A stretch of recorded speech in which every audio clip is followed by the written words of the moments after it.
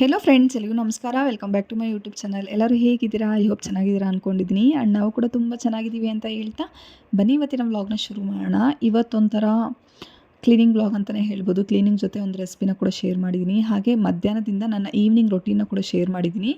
ನಾನು ಯಾವ ಥರ ಫ್ರೀ ಇದ್ದಾಗ ಈ ಥರ ಎಲ್ಲ ಕೆಲಸಗಳನ್ನ ಮ್ಯಾನೇಜ್ ಮಾಡ್ತೀನಿ ಅಂತ ಹೇಳ್ಬಿಟ್ಟು ಈ ವಿಡಿಯೋದಲ್ಲಿ ನಿಮ್ಮ ಜೊತೆ ಶೇರ್ ಮಾಡ್ಕೊಂಡಿದ್ದೀನಿ. ಸೊ ಬನ್ನಿ ಇವತ್ತಿನ ವ್ಲಾಗ್ನ ಶುರು ಮಾಡೋಣ. ಇನ್ನು ಇದು ಬಂದುಬಿಟ್ಟು ಗುರುವಾರದ ವ್ಲಾಗ್ ಆಗಿರುತ್ತೆ. ಆ್ಯಕ್ಚುಲಿ ನಾನೇನು ಅಂದ್ಕೊಂಡೆ ಗೊತ್ತಾ, ವಿಡಿಯೋ ಮಾಡೋದೇ ಬೇಡ ಅಂತ ಅಂದ್ಕೊಂಡಿದ್ದೆ. ನನಗೆ ವಿಡಿಯೋ ಮಾಡೋ ಮೂಡ್ ಕೂಡ ಇರಲಿಲ್ಲ. ಮೂಡ್ ಅಂತಂದರೆ ಸ್ವಲ್ಪ ಲೇಟ್ ಆಗುತ್ತೆ ಇದನ್ನೆಲ್ಲ ಶೂಟ್ ಮಾಡಿಕೊಂಡು ಬೇಗ ಮುಗಿಸ್ಕೊಂಬೇಡ ಅಂತ ಹೇಳ್ಬಿಟ್ಟು ಅನ್ಕೊತಾ ಇದ್ದೆ. ನಿಮಗೆ ಗೊತ್ತಿರುತ್ತೆ ಅಲ್ವಾ, ಮಗು ಇದ್ದಾಗ ಹೆಂಗಿರುತ್ತೆ ಪರಿಸ್ಥಿತಿ ಅಂತ ಹೇಳ್ಬಿಟ್ಟು. ಸೊ ಹಂಗಾಗಿ ಆಮೇಲೆ ನಂಗೆ ಅರ್ಧ ಆದಮೇಲೆ ಸರಿ ವಿಡಿಯೋ ಮಾಡ್ಕೊಳ್ಳೋಣ, ಮೇ ಬಿ ಯಾರಿಗಾದ್ರೂ ಹೆಲ್ಪ್ ಆಗ್ಬೋದು ಅಂತ ಹೇಳ್ಬಿಟ್ಟು ನಾನು ವಿಡಿಯೋ ಮಾಡ್ಕೊಳ್ಳೋದಕ್ಕೆ ಸ್ಟಾರ್ಟ್ ಮಾಡ್ಕೊಂಡಿದ್ದು. ಬೆಳಿಗ್ಗೆ ಒಂದು 5 ಗಂಟೆಗೆ ಎದ್ದಿದ್ದೆ. 5 ಗಂಟೆಗೆ ಎದ್ದು ಫ್ರೆಶ್ ಅಪ್ ಏನಾಗಿರಲಿಲ್ಲ ನಾನು. ಜಸ್ಟು ಅಡುಗೆ ಕೆಲಸ ಮಾತ್ರ ಮುಗಿಸ್ಕೊಂಡ್ಬಿಟ್ಟು ಮನೆಯೆಲ್ಲ ನೀಟಾಗಿ ಒರೆಸ್ಕೊಂಡು ಎಲ್ಲನೂ ಕೂಡ ಕ್ಲೀನ್ ಮಾಡ್ಕೊಂಡಿದ್ದೆ.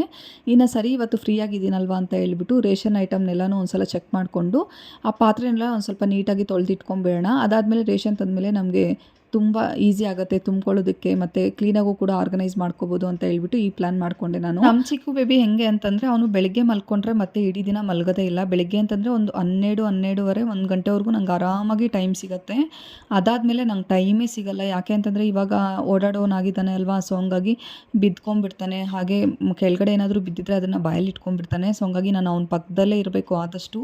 ಇಲ್ಲ ಅಂತಂದರೆ ನಾನು ಅವ್ನ ಪಕ್ಕದಲ್ಲಿ ಇರದೇ ಇದ್ರೂ ಪರವಾಗಿಲ್ಲ ಅಂತಂದರೆ ನಾನು ಎಲ್ಲಿ ಕೆಲಸ ಮಾಡ್ಕೊತಾ ಇರ್ತೀನೋ ಅವನ್ನ ಅಲ್ಲಿ ಬಿಟ್ಕೊಂಡು ನಾನು ಕೆಲಸ ಮಾಡ್ಕೊಳ್ಳೋದಕ್ಕೆ ಟ್ರೈ ಮಾಡ್ತೀನಿ. ಜಾಸ್ತಿ ಫೋನ್ಗೆ ಮತ್ತು ಟಿ ವಿಗೆಲ್ಲ ಅಡಿಕ್ಟ್ ಮಾಡಿಲ್ಲ ನಾನು. ಯಾವಾಗ ಅಂತಂದರೆ ನನಗೇನಾದರೂ ಕೆಲಸ ಇದೆ, ತುಂಬ ಹಠ ಮಾಡ್ತಾ ಇದ್ದಾನೆ, ನನಗೆ ಆ ಕೆಲಸ ಆಗಲೇಬೇಕು ಅಂದಾಗ ಮಾತ್ರ ಟಿ ವಿ ಹಾಕ್ಬಿಟ್ಟು ರೈಮ್ಸ್ ಇಟ್ಕೊಡ್ತೀನಿ ಅಷ್ಟೇ. ಅಷ್ಟು ಬಿಟ್ಟರೆ ನಾನು ಟಿ ವಿಗಂತೂ ಅಡಿಕ್ಟ್ ಮಾಡೇ ಇಲ್ಲ ಅವನನ್ನು. ಯಾಕೆ ಅಂತಂದರೆ ದೊಡ್ಡವನ ಬಗ್ಗೆ ನನಗೆ ಗೊತ್ತಲ್ವಾ, ಸೊ ಅವನು ಸ್ವಲ್ಪ ಟಿ ವಿಗೆ ಮತ್ತು ಫೋನ್ಗೆ ತುಂಬ ಅಡಿಕ್ಟ್ ಆಗಿಬಿಟ್ಟಿದ್ದ. ಸೊ ಹಂಗಾಗಿ ಇವನನ್ನು ಆದಷ್ಟು ಅವಾಯ್ಡ್ ಮಾಡೋಣ ಅಂತ ಹೇಳ್ಬಿಟ್ಟು ನಾನು ಆದಷ್ಟು ಈ ಥರ ಫ್ರೀ ಟೈಮಲ್ಲೇ ಎಲ್ಲನೂ ಕೂಡ ಮಾಡ್ಕೊಳ್ಳೋದಕ್ಕೆ ಟ್ರೈ ಮಾಡ್ಕೊತೀನಿ. ಇನ್ನು ಚಿಕ್ಕುಗೆ ನಾನಿಲ್ಲಿ ಪಾತ್ರೆನೆಲ್ಲ ನೀಟಾಗಿ ವಾಶ್ ಮಾಡಿಕೊಂಡು, ಅಂದರೆ ಗ್ರಾಸರೀಸ್ದು ಡಬ್ಬಗಳೇನು ಬರುತ್ತೆ ಅದನ್ನೆಲ್ಲ ನೀಟಾಗಿ ವಾಶ್ ಮಾಡಿಕೊಂಡು ಒಂದು ಡಬ್ಬದಲ್ಲಿ ಹಾಕ್ಕೊಂಡಿದ್ದೆ. ಇನ್ನು ಚೀಕುಗೆ ಒಂದು ಸ್ವಲ್ಪ ಟಾಯ್ಸ್ ಎಲ್ಲ ಕೊಟ್ಬಿಡೋಣ, ಅವ್ನು ಆಟ ಆಡ್ಕೊಂಡಿರ್ತಾನೆ ಅಂತ ಹೇಳ್ಬಿಟ್ಟು. ಅವ್ನಿಗೆ ಬಲೂನ್ ಅಂದರೆ ತುಂಬ ಇಷ್ಟ. ಸೊ ಬಲೂನ್ನ ಕೊಟ್ಬಿಟ್ಟೆ ಇಡೀ ದಿನ ಅದರಲ್ಲೇ ಆಟ ಆಡ್ಕೊಂಡು ಇದ್ಬಿಡ್ತಾನೆ. ಸೊ ಹಂಗಾಗಿ ಅವನಿಗೆ ಟಾಯ್ಸ್ ಒಂದು ಸ್ವಲ್ಪ ಹಾಲಲ್ಲಿ ಕಾರ್ಪೆಟ್ ಮೇಲೆ ಹಾಕ್ಬಿಟ್ಟು ನಾನಿಲ್ಲಿ ನನ್ನ ಕೆಲಸನ ಮುಗಿಸ್ಕೊತಾ ಇದ್ದೀನಿ. ಇನ್ನು ನಾನು ರೇಷನ್ ಫಿಲ್ ಮಾಡ್ಕೊಳ್ಳೋದಕ್ಕೆ ಅಂತ ಹೇಳ್ಬಿಟ್ಟು, ಅಂದರೆ ಗ್ರಾಸರೀಸ್ನ ಸ್ವಲ್ಪ ಫಿಲ್ ಮಾಡ್ಕೊಳ್ಳೋದಕ್ಕೆ ಡಬ್ಬನೆಲ್ಲ ಪರ್ಚೇಸ್ ಮಾಡಬೇಕಾಗಿತ್ತು. ಬಟ್ ಇವಾಗ ಬೇಡ, ಮುಂದಕ್ಕೆ ನೋಡೋಣ ಅಂತ ಹೇಳ್ಬಿಟ್ಟು ಇರೋದ್ರಲ್ಲೇ ನಾನು ಸ್ವಲ್ಪ ಅಡ್ಜಸ್ಟ್ ಮಾಡ್ಕೊತಾ ಇದ್ದೀನಿ. ಈಗ ಏನಾಗ್ಬಿಟ್ಟಿದೆ ಅಂತಂದರೆ, ಗ್ರಾಸರಿಗೆ ಸ್ಟಿಕ್ಕರ್ಸ್ ಬರುತ್ತೆ ಅಲ್ವಾ, ಆನ್ಲೈನಲ್ಲಿ ತುಂಬಾ ಸಿಗ್ತಾ ಇದೆ ಇವಾಗ. ಅದನ್ನು ತರಿಸ್ಕೊಳ್ಳೋಣ ಅಂತ ಅಂದ್ಕೊಂಡೆ. ಬೇಡ ಇವಾಗ ಸದ್ಯಕ್ಕೆ. ಮತ್ತು ಯಾವಾಗಾದರೂ ವುಡನ್ದೆಲ್ಲ ಬೇಕು ನನಗೆ, ಪ್ಲಾಸ್ಟಿಕ್ದು ತುಂಬ ಅವಾಯ್ಡ್ ಮಾಡೋಣ ಅಂತ ಅನ್ಕೊತಾ ಇದ್ದೀನಿ. ಸೊ ಹಂಗಾಗಿ ವುಡನ್ದೆಲ್ಲ ತೊಗೊಳ್ಳೋಣ. ಆವಾಗಲೇ ಒಂದೇ ಸಲ ತೊಗೊಳ್ಳೋವಾಗ ಅದನ್ನು ಕೂಡ ತಗೊಳ್ಳೋಣ. ಸದ್ಯಕ್ಕೆ ಇವಾಗ ಈ ಥರ ಮಾಡ್ಕೊಳ್ಳೋಣ ಅಂತ ಹೇಳ್ಬಿಟ್ಟು ಈ ಥರ ಐಡಿಯಾ ಮಾಡಿಬಿಟ್ಟು ನಾನು ಫಸ್ಟು ಒಂದು ಬ್ಲ್ಯಾಕ್ದು ಟೇಪ್ ಬರುತ್ತೆ ಅಲ್ವಾ, ಅದನ್ನು ಎರಡೂ ಕಡೆ ಒಂದು ಸ್ವಲ್ಪ ಫೋಲ್ಡ್ ಮಾಡಿಬಿಟ್ಟು ಬಾಕ್ಸ್ಗೆ ಅಂಟಿಸ್ಬಿಟ್ಟು ಈ ಥರ ಒಂದು ವೈಟ್ ಪೇಪರ್ನ ತೊಗೊಂಡು ಅದ್ರ ಮೇಲೆ ಯಾವುದು ರೇಷನ್ ಐಟಮ್ ಇರುತ್ತೆ ಅದ್ರ ನೇಮ್ ಬರೆದ್ಬಿಟ್ಟು ಈ ಥರ ಸ್ಟಿಕ್ಕರ್ ಥರ ಅಂಟಿಸ್ಕೊಂಡಿದ್ದೀನಿ. ಸೊ ಅದಕ್ಕೆ ನಾನು ಅರ್ಧ ವಿಡಿಯೋ ಮಾಡಿದ್ದು, ಮೇ ಬಿ ಯಾರಿಗಾದ್ರೂ ಹೆಲ್ಪ್ ಆಗ್ಬೋದು ಅಂತ ಹೇಳ್ಬಿಟ್ಟು. ಸೊ ಇವಾಗ ಸ್ಟಿಕ್ಕರ್ಸು ಅಂತಂದರೆ ಆನ್ಲೈನಲ್ಲಿ ಸಿಗುತ್ತೆ, ಇಲ್ಲ ಅಂತ ಹೇಳ್ತಾ ಇಲ್ಲ, ಬಟ್ ಇರೋದನ್ನೇ ಈ ಥರ ಯೂಸ್ ಮಾಡ್ಕೊಳ್ಳೋದು ತುಂಬಾ ಒಳ್ಳೆಯದು. ನಮಗೇನು ಇವಾಗ ಈ ಕಾಲದಲ್ಲಂತೂ ದುಡ್ಡು ಕೊಟ್ಟರೆ ಏನು ಬೇಕಾದರೂ ಸಿಗುತ್ತೆ, ಬಟ್ ಇರೋದ್ರಲ್ಲೇ ಈ ಥರ ಯೂಸ್ ಮಾಡ್ಕೊಳ್ಳೋದು ತುಂಬಾ ಒಳ್ಳೆಯದಾಗತ್ತೆ.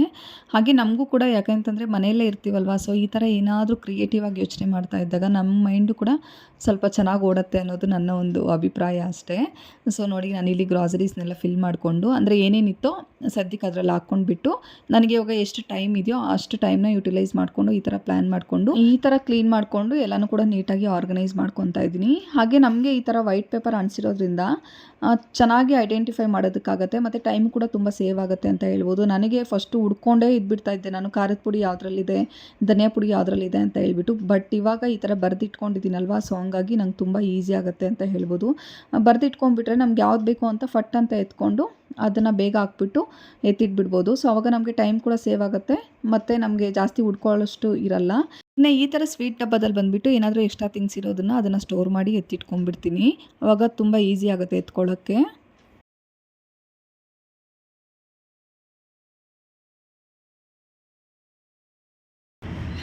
ನಮ್ಮ ಹಸ್ಬೆಂಡು ನೆನ್ನೆ ಬರ್ಡೇ ಇತ್ತು, ಸೊ ಹಂಗಾಗಿ ಕೇಕ್ ಮಿಕ್ಕಿತ್ತು. ಸೊ ಅದನ್ನು ಇವಾಗ ತಿಂತಾ ಇದ್ದೀನಿ. ಆ್ಯಂಡ್ ವೈಫೈ ಕನೆಕ್ಷನ್ ವರ್ಕ್ ಆಗ್ತಾ ಇರಲಿಲ್ಲ. ಅವ್ರು ರೆಡಿ ಮಾಡೋಕ್ಕೆ ಬಂದಿದ್ದಾರೆ. ಸರಿ, ಅವರು ರೆಡಿ ಮಾಡಲಿ ಅಂತ ಹೇಳ್ಬಿಟ್ಟು ಸುಮ್ಮನೆ ಕುತ್ಕೊಂಡಿದ್ದೀನಿ ಅಷ್ಟೇ. ಮತ್ತು ಹೋಗಿ ಎಲ್ಲ ಗ್ರಾಸರೀಸ್ ಎಲ್ಲ ಫಿಲ್ ಮಾಡಿಬಿಟ್ಟು ಎತ್ತಿಡಬೇಕು. ಸೊ ಬನ್ನಿ ವ್ಲಾಗ್ನ ಕಂಟಿನ್ಯೂ ಮಾಡ್ತೀನಿ. ಇನ್ನು ನಾನು ಕ್ಲೀನ್ ಮಾಡ್ಕೊತಾ ಇದ್ದರೆ ನಮ್ಮ ಮನೇಲಿ ವೈಫೈ ಕನೆಕ್ಷನ್ ವರ್ಕ್ ಆಗ್ತಾ ಇರಲಿಲ್ಲ. ಸರಿ ಅಂತ ಹೇಳ್ಬಿಟ್ಟು ನಮ್ಮ ಹಸ್ಬೆಂಡ್ ಅವ್ರನ್ನ ವರ್ಕರ್ನ ಕಳಿಸಿದ್ರು, ಅದನ್ನ ರೆಡಿ ಮಾಡಿಸ್ತಾ ಇದ್ದೆ. ಕ್ಯಾಟ್ಸ್ ಕ್ಯಾಟ್ಸ್ ಕ್ಯಾಟ್ಸ್ ಅಯ್ಯೋ ಕ್ಯಾಟ್ಸ್ ಕ್ಯಾಟ್ಸ್ ಇಲ್ಲಿ ಬಲೂನು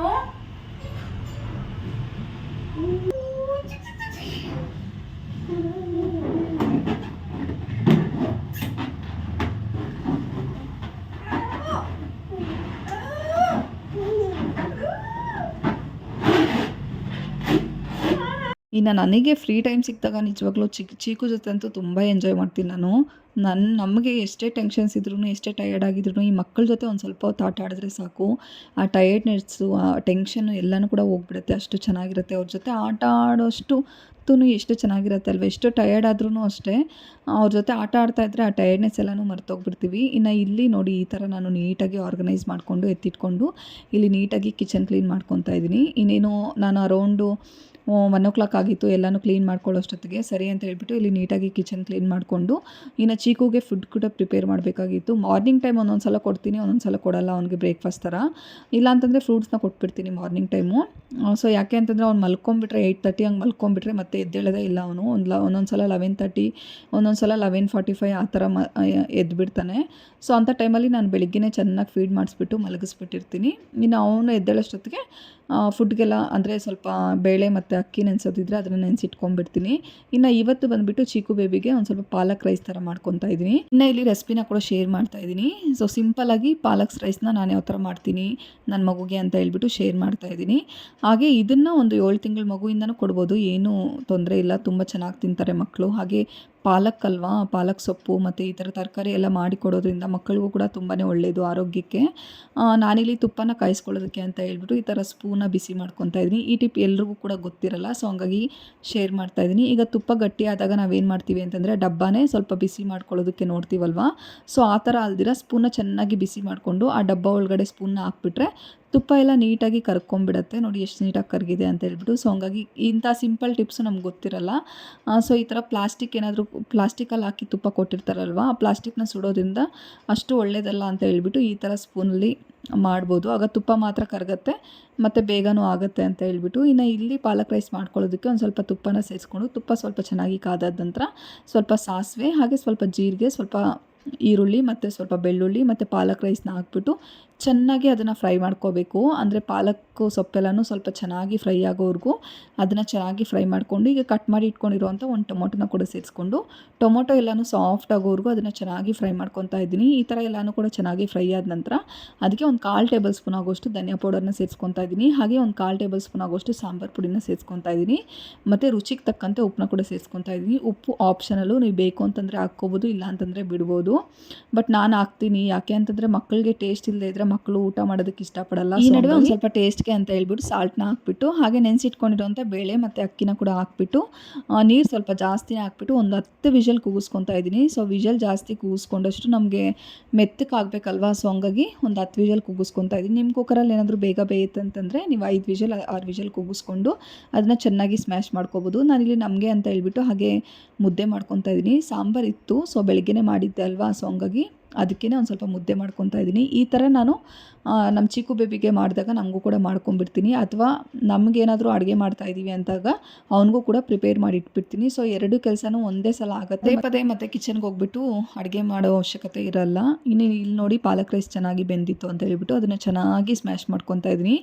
ನಾನಿಲ್ಲಿ ಒಂದು ಟೀ ಸ್ಪೂನ್ ಬರುತ್ತೆ ಅಲ್ವಾ, ಟೀ ಸ್ಪೂನಲ್ಲಿ 1 ಟೀ ಸ್ಪೂನ್ ಆಗೋಷ್ಟು ಬೇಳೆ, 1 ಟೀ ಸ್ಪೂನ್ ಆಗೋಷ್ಟು ಅಕ್ಕಿನ ಸೇರಿಸಿ ಮಾಡಿಸ್ಕೊಂಡ್ರೆ ನನಗೆ 2 ಟೈಮ್ ಸಾಕಾಗುತ್ತೆ. ನಾನು ಮಧ್ಯಾಹ್ನ ಮಾಡಿ ಇಟ್ಬಿಟ್ರೆ ಚಿಕ್ಕುಗೆ ನೈಟ್ ನಾನು ಮಾಡೋಕ್ಕೆ ಹೋಗಲ್ಲ, ಅದನ್ನೇ ಬಿಸಿ ಮಾಡಿಬಿಟ್ಟು ಒಂದು ಸ್ವಲ್ಪ ನೀರು ಹಾಕ್ಬಿಟ್ಟು ಅದನ್ನೇ ಬಿಸಿ ಮಾಡಿಬಿಟ್ಟು ಅದನ್ನೇ ತಿನ್ಸ್ಕೊತೀನಿ. ಇನ್ನು ಇಲ್ಲಿ ಸಾಂಬಾರು ಇತ್ತು ಅಂತ ಹೇಳ್ಬಿಟ್ಟು ಹೇಳ್ದೆ ಅಲ್ವಾ, ಸೊ ನನಗೆ ಮತ್ತು ಚಾರ್ವಿಕ್ಗೆ ಊಟ ತಿನ್ಕೊಂಬೇಡ ಅಂತ ಹೇಳ್ಬಿಟ್ಟು ಬೆಳಿಗ್ಗೆ ಒಂದು ಸ್ವಲ್ಪ ವಾಂಗಿಬಾತ್ ಮಾಡಿದ್ದೆ. ಸರಿ, ಅವ್ನು ಅದನ್ನು ಬೇಕು ಅಂತ ಹೇಳ್ದೆ, ಅವನಿಗೆ ವಾಂಗಿಬಾತ್ ಹಾಕ್ಕೊಟ್ಟು ನಾನು ಕೂಡ ಮುದ್ದೆ ಮತ್ತು ಸಾಂಬಾರನ್ನ ತಿನ್ಕೊತಾ ಇದ್ದೀನಿ.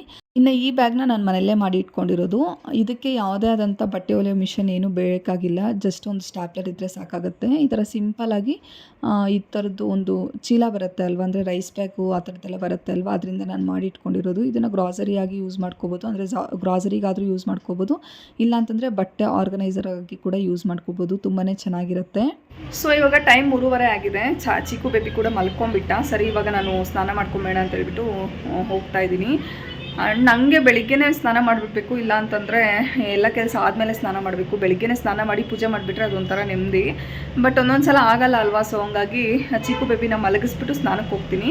ಸೊ ಅವನು ಎದ್ದೇಳಷ್ಟರಲ್ಲಿ ಸ್ನಾನ ಮಾಡ್ಕೊಂಡು ಬಂದುಬಿಡ್ಬೋದು ಅಂತ ಹೇಳ್ಬಿಟ್ಟು. ಇಲ್ಲ ಅಂತಂದರೆ ಅದರಲ್ಲೂ ಇವಾಗ ಕೆಳಗಡೆ ಏನಾದರೂ ಸಿಕ್ತು ಅಂತಂದರೆ ಅವ್ನು ಬಾಯಲ್ಲಿ ಹಾಕ್ಕೊಂಡ್ಬಿಡ್ತಾನೆ.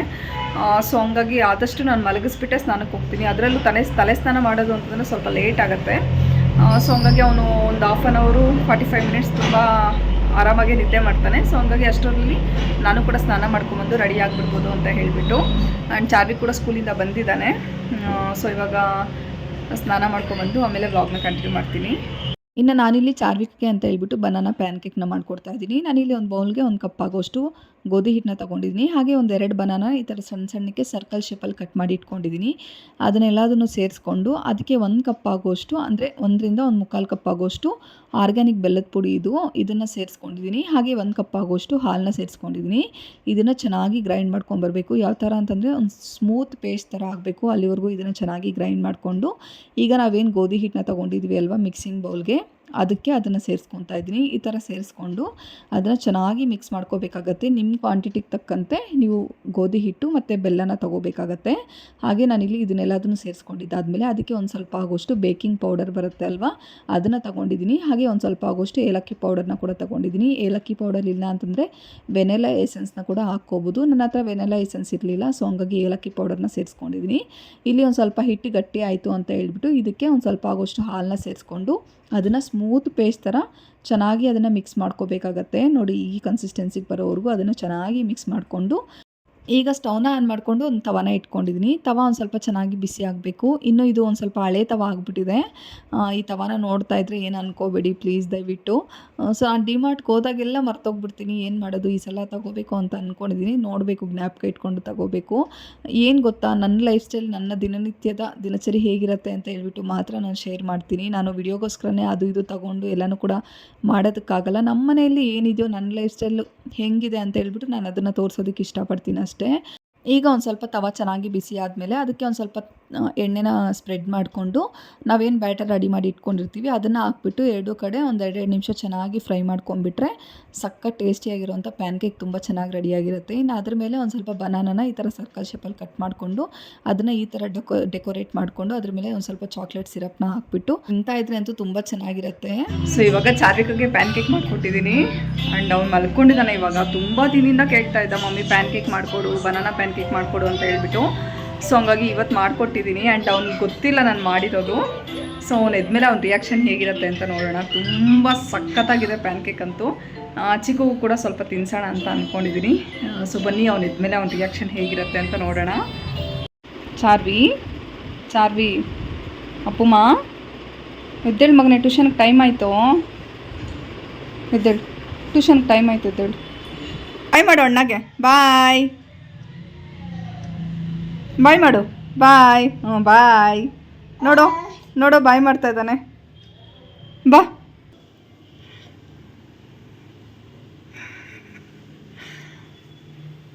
ಏನಮ್ಮ ಅದು? ಏನದು? ಏನು ಕೇಕು? ಏನು ಕೇಕು? ಚಾಕ್ಲೇಟ್ ಕೇಕಾ? Banana PAN cake.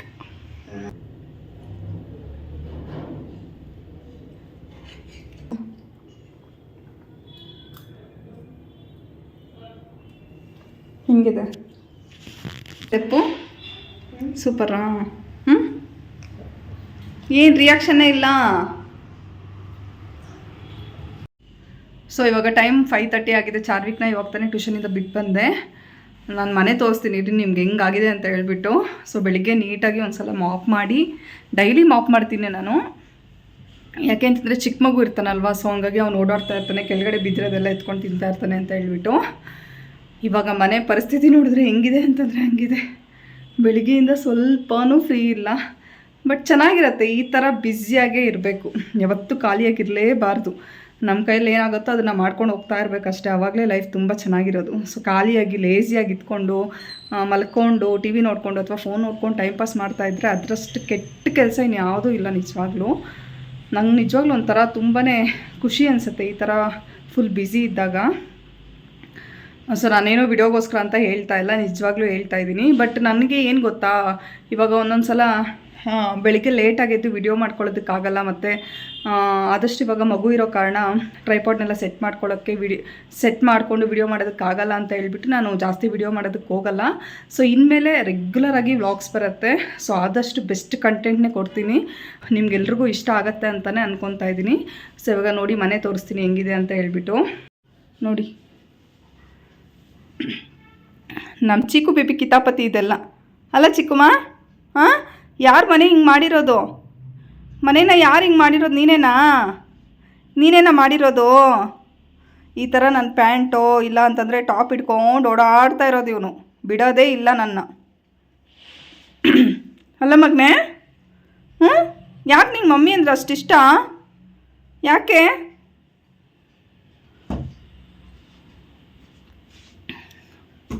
ನೋಡಿ ಹಿಂಗಿದೆ ಬೆಡ್ರೂಮ್, ತೋರಿಸ್ತೀನಿ ರೀ. ನೋಡಿ ಇವಾಗ ನಮ್ಮ ಹಸ್ಬೆಂಡ್ ಬರೋಷ್ಟರಲ್ಲಿ ಇದನ್ನೆಲ್ಲ ಕ್ಲೀನ್ ಮಾಡಬೇಕು, ಇಲ್ಲಾಂತಂದರೆ ಅವ್ರು ಬಂದು ಏನು ಮನೆ ಹಿಂಗೆ ಇಟ್ಕೊಂಡಿದ್ಯಾ ಅಂತ ಹೇಳ್ಬಿಟ್ಟು ಒಂದು ಡೈಲಾಗ್ ಬಿಡ್ತಾರೆ. ಆ ಡೈಲಾಗ್ ನಂಗೆ ಕೇಳೋದಕ್ಕಾಗಲ್ಲ. ಸೊ ಇಷ್ಟೇ ಫ್ರೆಂಡ್ಸ್ ಇವತ್ತಿನ ವ್ಲಾಗು. ಐ ಹೋಪ್ ನಿಮ್ಮೆಲ್ರಿಗೂ ಈ ವಿಡಿಯೋ ಇಷ್ಟ ಆಗುತ್ತೆ ಅನ್ಕೊತಾ ಇದ್ದೀನಿ, ಹಾಗೆ ಯೂಸ್ಫುಲ್ ಆಗುತ್ತೆ ಅಂತ ಅನ್ಕೊತಾ ಇದ್ದೀನಿ. ಸೊ ನೆಕ್ಸ್ಟ್ ಮುಂದಿನ ವಿಡಿಯೋಲಿ ಸಿಗ್ತೀನಿ. ಎಲ್ಲರೂ ಟೇಕ್ ಕೇರ್, ಬಾಯ್.